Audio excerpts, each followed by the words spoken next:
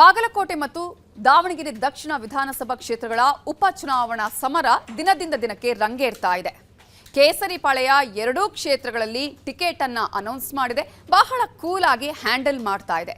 ಆದರೆ ಕಾಂಗ್ರೆಸ್ನಲ್ಲೇ ಕೋಲಾಹಲ ಉಂಟಾಗಿರೋದು. ಎರಡೂ ಕ್ಷೇತ್ರಗಳಲ್ಲೂ ಟಿಕೆಟ್ ಆಕಾಂಕ್ಷಿಗಳ ಪಟ್ಟಿ ದೊಡ್ಡದಿದೆ. ಅಷ್ಟು ಮಾತ್ರ ಅಲ್ಲ, ಇನ್ನೂ ಕೂಡ ಟಿಕೆಟ್ ಅನೌನ್ಸೇ ಆಗಿಲ್ಲ. ಆಗಲೇ ಟಿಕೆಟ್ ಆಕಾಂಕ್ಷಿಗಳು ನಾಮಪತ್ರವನ್ನ ಸಲ್ಲಿಕೆ ಮಾಡ್ತಾ ಇದ್ದಾರೆ. ಇದುವೇ ಕಾಂಗ್ರೆಸ್ಗೆ ತಲೆನೋವಾಗಿ ಪರಿಣಮಿಸಿದೆ. ಎರಡೂ ಕ್ಷೇತ್ರಗಳಲ್ಲಿ ಕಾಂಗ್ರೆಸ್ ಅಭ್ಯರ್ಥಿಗಳ ವಿಚಾರದಲ್ಲಿ ಆಗ್ತಾ ಇರುವ ಬೆಳವಣಿಗೆಗಳೇನೇನು ನೋಡೋಣ.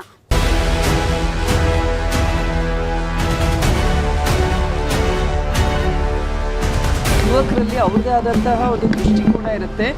ಇವತ್ತು ಯುಗಾದಿ ಹಬ್ಬ ಹೊಸ ಚಿಗುರ್ತಾ ಇದೆ. ಸೊ ಅದೇ ರೀತಿಯಿಂದ ಯುವಕರು ಕೂಡ ಇವತ್ತು ರಾಜಕಾರಣಕ್ಕೆ ಬರಬೇಕು ಅಂತ ಬೆಂಬಲ ಕೊಡ್ತಾ ಇದ್ದಾರೆ. ಪ್ರತಿಯೊಂದು ಪಕ್ಷದಲ್ಲೂ ಕೂಡ ಮಹಿಳೆಯರ ಜೊತೆ ಯುವಕರಿಗೂ ಪಾರ್ಟಿ ಕಾರ್ಯಕರ್ತರು ಯುವಕರು ಎಲ್ಲರಿಗೂ ಕಾನ್ಫಿಡೆನ್ಸ್ ಐತಿ ನಮಗೆ ಸಿಗ್ತದೆ ಅಂತ.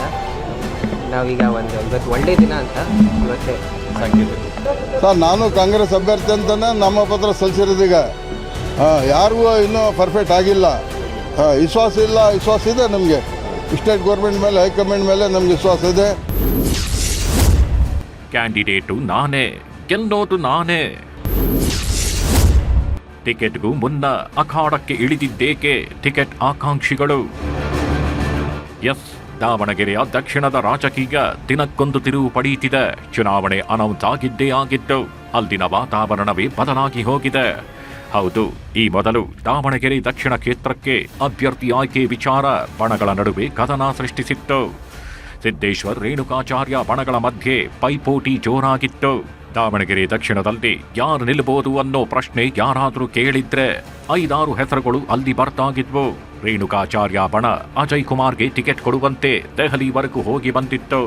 ಇತ್ತ ಸಿದ್ದೇಶ್ವರ್ ಬಣದಿಂದ 3-4 ಹೆಸರುಗಳನ್ನ ಮುನ್ನೆಲೆಗೆ ತಂದಿತ್ತು. ಆದ್ರೆ ಕೊನೆಗೆ ಸಿದ್ದೇಶ್ವರ್ ಬಣದ ಎಸ್ಟಿ ಸಮುದಾಯದ ಟಿ ಶ್ರೀನಿವಾಸ್ ದಾಸಕರಿಯಪ್ಪಗೆ ಟಿಕೆಟ್ ಘೋಷಣೆಯಾಗಿದ್ದು ಶುಕ್ರವಾರ ದಾಸಕರಿಯಪ್ಪ ನಾಮಪತ್ರ ಸಲ್ಲಿಕೆ ಮಾಡಿದ್ದಾರೆ. ಸಾಂಕೇತಿಕವಾಗಿ ತಮ್ಮ ಬೆಂಬಲಿಗರ ಜೊತೆ ಆಗಮಿಸಿ ನಾಮಪತ್ರ ಸಲ್ಲಿಸಿದ್ದು ಸೋಮವಾರ ಅದ್ದೂರಿ ಮೆರವಣಿಗೆ ಮೂಲಕ ನಾಮಪತ್ರ ಸಲ್ಲಿಸಲಾಗುತ್ತೆ.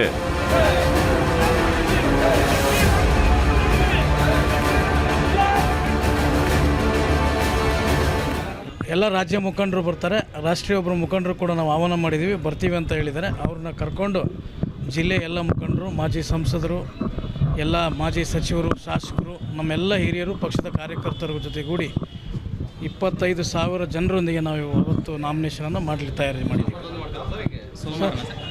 ಅದನ್ನು ಕೂತು ಸಮಾಲೋಚನೆ ಮಾಡ್ತಿದ್ದೀವಿ. ನಾವು ಕೂಡ ಭಾನುವಾರ ಮಾಡಬೇಕು ಅಥವಾ ಸೋಮವಾರ ಮಾಡಬೇಕಂತೇಳಿ ನಮ್ಮ ಹಿರಿಯರೆಲ್ಲರೂ ಕೂತು ಚರ್ಚೆ ಮಾಡ್ತಾರೆ.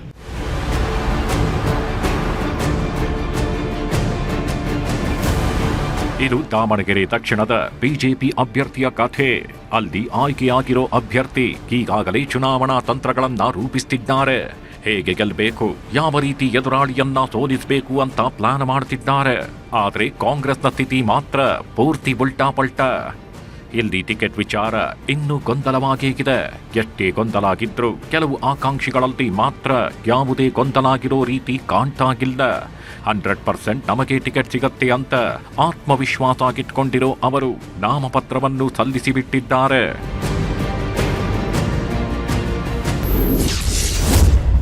ಶುಭ ದಿನ ಎಂದ್ರಂತೆ ಜ್ಯೋತಿಷಿ ನಾಮಪತ್ರ ಸಲ್ಲಿಸಿದ ಸಮರ್. ದಾವಣಗೆರೆ ದಕ್ಷಿಣ ಶಾಮನೂರು ಶಿವಶಂಕರಪ್ಪ ಅವರ ನಿಧನದಿಂದ ತೆರವಾಗಿರೋ ಕ್ಷೇತ್ರ. ಆದ್ದರಿಂದ ಶಾಮನೂರು ಕುಟುಂಬಕ್ಕೆ ಟಿಕೆಟ್ ಸಿಗತ್ತೆ ಅನ್ನೋದು ಬಹುತೇಕರ ನಿರೀಕ್ಷೆ. ಇದೇ ನಿರೀಕ್ಷೆ ಶಾಮನೂರು ಕುಟುಂಬಕ್ಕೂ ಇದೆ.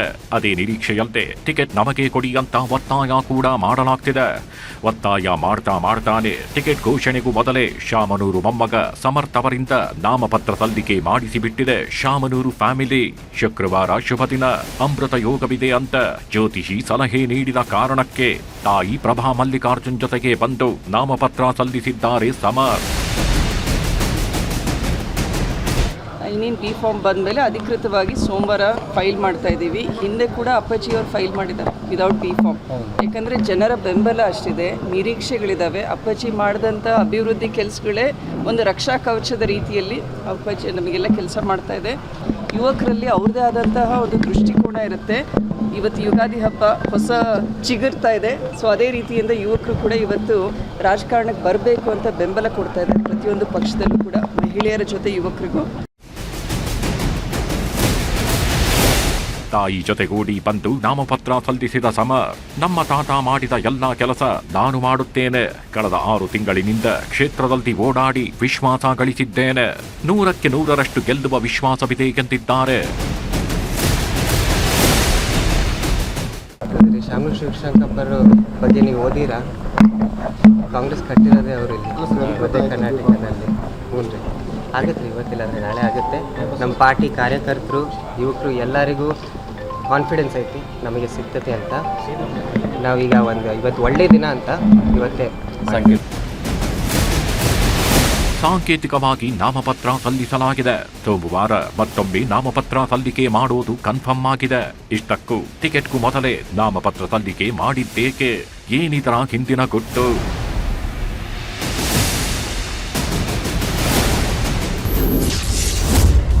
ಟಿಕೆಟ್ ಘೋಷಣೆಗೂ ಮೊದಲೇ ಸಮರ್ ನಾಮಿನೇಷನ್ ಸಲ್ಲಿಸಿದ್ದಾರೆ. ಶುಭ ದಿನ ಅನ್ನೋ ನೆಪದಲ್ಲಿ ನಾಮಿನೇಷನ್ ಸಲ್ಲಿಕೆ ಮಾಡಲಾಗಿದೆ. ಈ ಮೂಲಕ ಹೈಕಮಾಂಡ್ಗೆ ಎಚ್ಚರಿಕೆ ಕೊಡುತ್ತ ಶಾಮನೂರು ಕುಟುಂಬ ಅನ್ನೋ ಪ್ರಶ್ನೆ ಈಗ ಹುಟ್ಕೊಂಡಿದೆ. ಎಲ್ಲದಕ್ಕೂ ನಾವು ರೆಡಿ ಅನ್ನೋ ಎಚ್ಚರಿಕೆಯನ್ನ ಕೊಟ್ಟಿದೆ ಎನ್ನಲಾಗ್ತಿದೆ. ಬೇರೆ ಟಿಕೆಟ್ ಆಕಾಂಕ್ಷಿಗಳಿಗೂ ಈ ಮೂಲಕ ಸಂದೇಶ ಕೊಟ್ಟಿದ್ದಾರೆ ಎಂದು ಹೇಳಲಾಗ್ತಿದೆ. ಕಾಂಗ್ರೆಸ್ನ ಟಿಕೆಟ್ ಘೋಷಣೆಗೂ ಮೊದಲೇ ಸಮರ್ ನಾಮಿನೇಷನ್ ಒತ್ತಡ ಹೇರೋ ತಂತ್ರ ಇದ್ರೂ ಇರಬಹುದು, ಇಲ್ಲದೆಯೂ ಇರಬಹುದು. ಆದ್ರೆ ಈ ಬಗ್ಗೆ ಪ್ರತಿಕ್ರಿಯೆ ನೀಡಿರೋ ಎಂಬಿ ಪಾಟೀಲ್, ಕಾಂಗ್ರೆಸ್ ಹೈಕಮಾಂಡ್ ಮೇಲೆ ಒತ್ತಡ ಹೇರುವ ತಂತ್ರ ನಡೆಯಲ್ಲ, ಮುಹೂರ್ತ ಚೆನ್ನಾಗಿದೆ ಎಂದು ನಾಮಪತ್ರ ಸಲ್ಲಿಸುತ್ತಾರೆ ಎಂದಿದ್ದಾರೆ.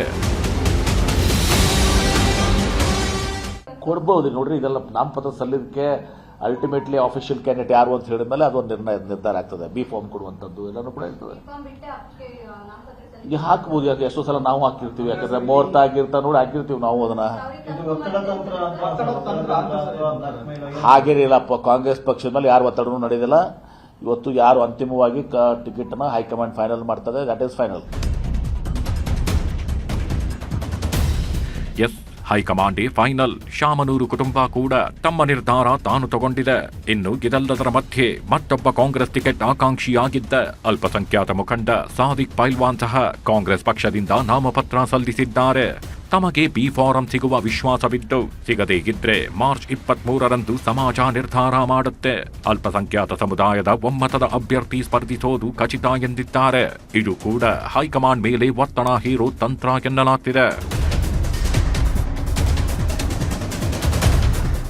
ನಮಗೆ ಬಿ ಫಾರಮ್ ಸಿಗ್ತೈತಿ, ಮೈನಾರ್ಟಿಗೆ ಸಾದಿಕ್ ಪೈಲೋಟಿಗೆ ಸಿಗ್ತೈತೆ ಅಂತೇಳಿ ವಿಶ್ವಾಸ ಇದೆ. ಹಂಗಾಗಿ ನಾವು ನಾಮಪತ್ರ ಸಲ್ಲಿಸಿದ್ವಿ. ಸೋಮವಾರ ದಿವಸ ಎಲ್ಲ ಧರ್ಮದವ್ರಿಗೆ ಕರೆದು ನಾವೆಲ್ಲ ಕಳ್ಳು ಬಳ್ಳಿ ಸೇರಿ ಎಲ್ಲ ನಮ್ಮ ಅಭಿಮಾನರು, ನಮ್ಮ ಅಣ್ಣ ತಮ್ಮಂದರು, ಶಿಷ್ಯಂದರು ಸೇರಿ ನಾವೇನೋ ಒಂದು ಒಳ್ಳೆ ಊರಿಗೆ ಒಳ್ಳೇದೇನಾಗ್ತೈತೆ ಆ ತೀರ್ಮಾನ ತೊಗೊಂತೇವೆ.